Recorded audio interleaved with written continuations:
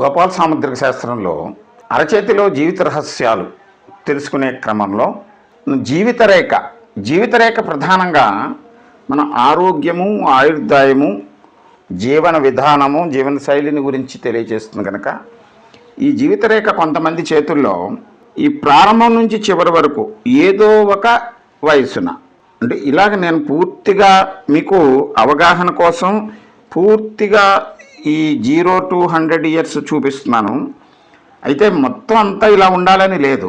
ఎక్కడో ఒక చోట ఈ జీవిత రేఖ గొలుసులాగా కొంతమేర, అది 15 to 20 అవ్వచ్చు, 20 to 25, ఇలాగ ఏదో ఒక వయసులో 30 to 35 ఏదో ఒక వయసులో గొలుసు మాదిరి. సాధారణంగా ఈ గొలుసులో మధ్యలో ఉండేటువంటి లూప్ను మనం ఇది ఐలాండ్ అంటాము. అంటే ఇలాగా అనేక ఆ ప్రాంతంలో అనేక ఐలాండ్స్ కింద ఈ గొలుసు ఏర్పడి ఉంటే, అంటే ఏ భాగంలో ఏర్పడి ఉంటే ఈ 15-20 మధ్యలో ఒకవేళ 2 లూప్స్ కానీ 3 లూప్స్ కానీ ఉన్నాయనుకుందాం. ఇలాగా అంటే ఆ భాగాన్ని ఎన్ని గొలుసుల కింద ఉంటే అన్ని సంవత్సరాలుగా మనం విడగొట్టుకోవాలి. ఇక్కడ 15 to 20 మధ్యలో 5 లూప్స్ కింద ఉందనుకోండి, అంటే మనం దాన్ని జూమ్ చేసి చూస్తే, మ్యాగ్నిఫైయింగ్ గ్లాస్లో చూస్తే ఈ 15 to 20 ఒక 5 గొలుసుల కింద ఉందనుకుందాం. అంటే ఒక గొలుసు యొక్క ఒక ఐలాండ్ యొక్క విస్తీర్ణం 1 year. అంటే ఎక్కడ ఆ గొలుసు కనబడితే ఆ వయసున వారు ఏదో ఒక అనారోగ్యంతో ఉన్నట్లు, అంటే శారీరకమైనటువంటి రుగ్మత.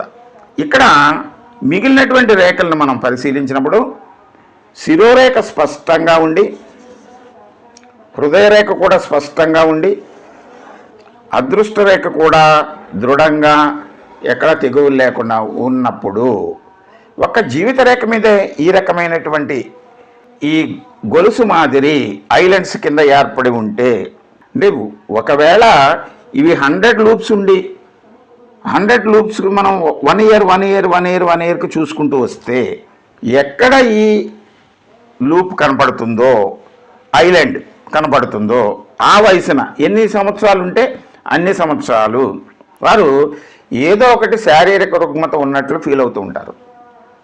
బాల్యం అయితే 20 సంవత్సరాల వరకు తల్లిదండ్రులు వారిని గమనించి తరచూ ఏదో ఒక అనారోగ్యం ఉన్నట్లు చెప్తారు. మనం డాక్టర్ దగ్గరికి వెళితే సహజంగా అంత తీవ్రమైనటువంటి అనారోగ్యం ఏమీ కనిపించదు.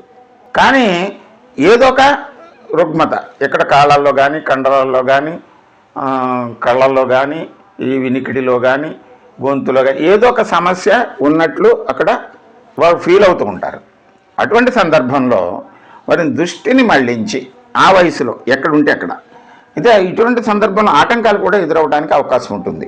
ఈ 15 to 25 మధ్యలో ఏదైనా ఇటువంటి లోపం వచ్చి 1-2 సంవత్సరాలు ఉంటే అక్కడ చదివేటువంటి చదువులోను, నేర్చుకునేటువంటి వృత్తి వ్యాసంగాల్లోనూ, కళల్లోనూ, దేంట్లో ఆటల్లోనూ దేంట్లో ఉంటే దానికి ఆటంకం ఏర్పడి ఆ వయసున ఆ సంవత్సరంలో గ్యాప్ వచ్చేటువంటి అవకాశం కూడా ఉంటుంది.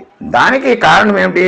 వారిలో ఏదో ఒకటి ఆత్మన్యూనతా భావం, శారీరకంగా ఏదో ఒక రుగ్మత ఉందని, చదువుకి ఆటంకము, అలాగే వృత్తి వ్యాపారాల్లో ప్రవేశించేటువంటి సందర్భంలో కూడా, జీవితంలోకి ప్రవేశించేటువంటి వయసులో ఇది ఏర్పడితే ఆ ప్రవేశించడానికి బాధ్యతలు తీసుకోవడానికి కూడా వాళ్ళు వెనుకంజ వేస్తూ దాటవేత ధోరణిలోకి వస్తారు. వివాహం చేసుకోవాలన్నా కూడా వాయిదా వేస్తూ ఉంటారు. లేదా ఉద్యోగంలో చేరాలి, ట్రాన్స్ఫర్ వేరే ప్లేసులకు వెళ్ళాలన్నా వీళ్ళు తరచూ ఈ న్యూనతా భావానికి, అనారోగ్యానికి ఉందనేటువంటి ఫీలింగ్ కలుగుతూ దూరంగా వెళ్ళటానికి, వేరే చోట ఉండటానికి, చదువుకునేటప్పుడు హాస్టల్స్లో ఉండటానికి విముఖత చూపెడుతూ ఉంటారు. దూరంగా వెళ్ళటానికి, ట్రాన్స్ఫర్ అయ్యి దూర ప్రదేశాలకు వెళ్ళడానికి కూడా జంకుతూ ఉంటారు. ఎవరు అక్కడ సలహా సంప్రదింపులు తరచూ కోరుకుంటూ ఉంటారు, సహాయాన్ని కోరుకుంటూ ఉంటారు వీళ్ళు ఆ మధ్యలో. అందువలన ఇటువంటి గుర్తు ఎక్కడ కనిపించినా, ఏ వయసులో కనిపించినా, ఇది వీక్షకుల అవగాహన కోసం మొత్తం 100 సంవత్సరాలు ఈ రింగ్స్ చూపెట్టాను నేను. ఎవరి చేతుల్లోని 100 సంవత్సరాలు అలా ఉండదు. ఎక్కడో ఒక చోట మధ్యలో 5 సంవత్సరాలు 10 సంవత్సరాలు 2 సంవత్సరాలు 3 సంవత్సరాలు ఎక్కడో చోట ఉంటుంది. ఉన్నప్పుడు ఈ తరచు ఈ ప్రాంతంలో ఉంటే అంటే 15 to 25 ఉంటే విద్యా వ్యాసంగాల్లోనూ, 25 to 40 ఉంటే వివాహము, బంధుత్వము, బాధ్యతల్లోనూ, ఉద్యోగ వ్యాపారాల్లోనూ ఏదో ఒక రకమైనటువంటి అలసత్వాన్ని అనారోగ్య కారణంతో చూపెడుతూ ఉంటారు వాళ్ళు. తర్వాత ఇక్కడ 40 to 50 మధ్యలో ఈ బంధుత్వాలు బాధ్యతలను తీసుకోవడానికి విముఖత చూపెడుతూ ఉంటారు.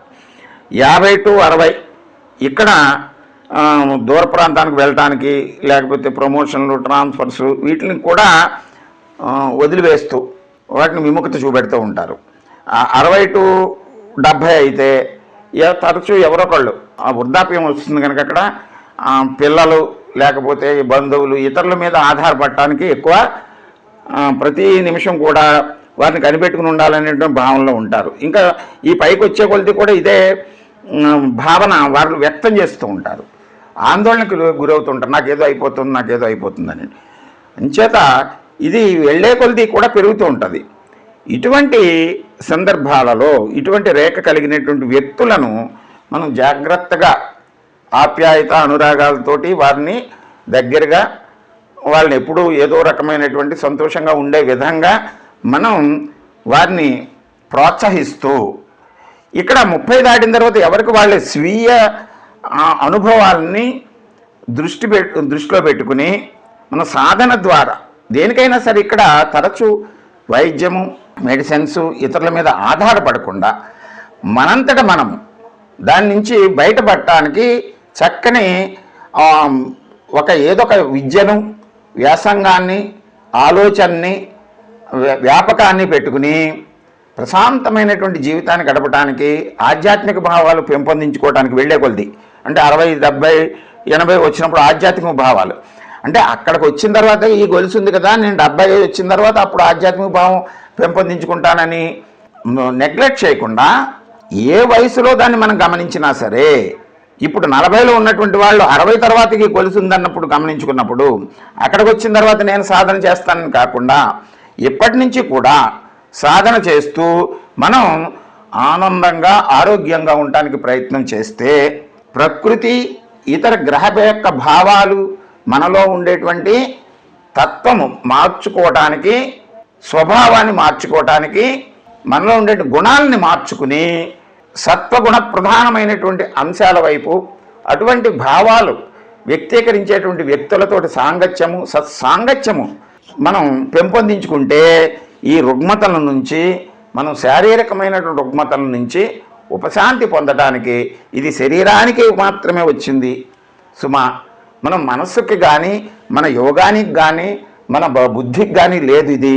అంచేత దీని నుంచి మనం అధిగమించవచ్చు అని రమణ మహర్షులు చెప్పినటువంటి సిద్ధాంతం ప్రకారం శరీరానికి వచ్చిన దాన్ని మనం యాక్సెప్ట్ చేస్తూ దాని నుంచి బయటపడటానికి మన మనస్సుని, బుద్ధిని స్థిరపరచుకుంటే మనం ఈ రుగ్మతల నుంచి బయటకు రావచ్చు. దీన్ని తెలుసుకోవడానికి సాముద్రిక శాస్త్రం ఒక్కటే ఆధారము. మన అరచేతిలో కనిపించేటువంటి ఈ రేఖలు ఇవన్నీ కూడా మన కర్మగతమైనటువంటి QR కోడ్ మన ఈ బీజాల్లో నిక్షిప్తమై ఉంటాయి. అవి మనం ముందుగా తెలుసుకుంటే మనం కొంతవరకు మన కర్మను మనం సరి చేసుకోవచ్చు, ఆనందంగా జీవించవచ్చు. మన గురించి మనం తెలుసుకోవటానికి, మన చేయని మనం పరిశీలించుకోవటానికి సాముద్రిక శాస్త్రాన్ని ఆశ్రయించండి.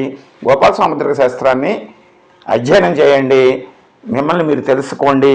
మీ పిల్లల యొక్క భవిష్యత్తుని తీర్చిదిద్దడానికి, మీ సహచరుల యొక్క యోగాన్ని అంచనా వేయటానికి ఈ సాముద్రిక శాస్త్రాన్ని మీరు పరిశీలించండి, పరిశీలింప చేసుకోండి. మీకు, మీ సహాధ్యాయులకు, మీ బంధువులకు, మీ కుటుంబ సభ్యులకు మంచి భవిష్యత్తు ఇవ్వడానికి మీ వంతు ప్రోత్సాహం చూపెట్టండి. గోపాల సాముద్రిక శాస్త్రాన్ని సబ్స్క్రైబ్ చేసుకోండి, షేర్ చేయండి, కామెంట్ చేయండి. నమస్కారం.